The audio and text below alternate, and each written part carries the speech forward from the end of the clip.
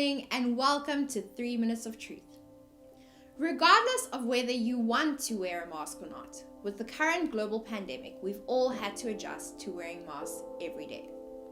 Recently, this has gotten me thinking that although in the recent months we have been wearing masks on the outside, the reality is that a lot of people have been walking around for a much longer time wearing masks. At the root of the matter, the reason we wear masks is that we feel insecure and we buy into the lie that we aren't good enough, that we need to hide who we really are because the reality just doesn't match up. So instead of dealing with the lie, we wear a mask as a defense mechanism to cover up our insecurities. Doesn't this just sound like a miserable way of living life though?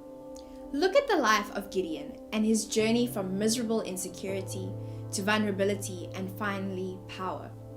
Gideon had such a low opinion of himself, and it made him uncomfortable with who God called him to be. The story of Gideon comes in the book of Judges at a time when the Midianites had taken control over the Israelites. They were super stressed out, as you can imagine, and they did something they hadn't done even in their days of prosperity. They cried out to God. And in response, God raises up what the Bible calls a judge, Gideon, the deliverer God chose for his people. And what was he doing when he got called? He was threshing wheat in a wine press.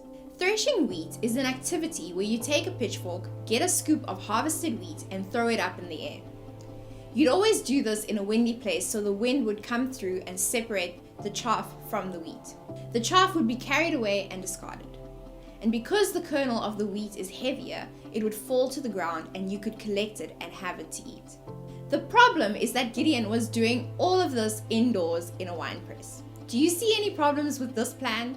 Why didn't he go out to a hill where they would normally do it outdoors? The text was clear. The reason was fear.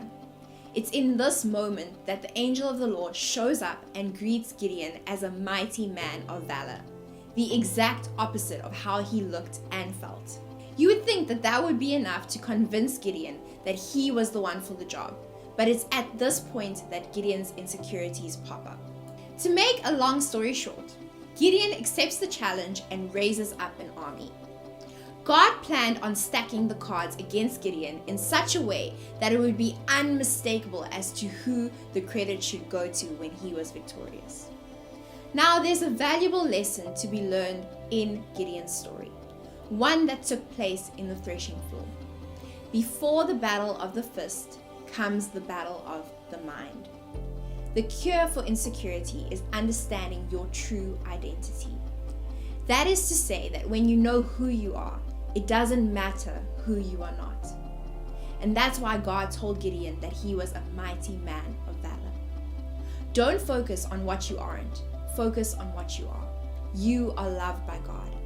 And the good news for those wearing masks of insecurity is that if you were the one who put the mask on, you can just as easily take it off and begin to walk in the power and purpose set before you.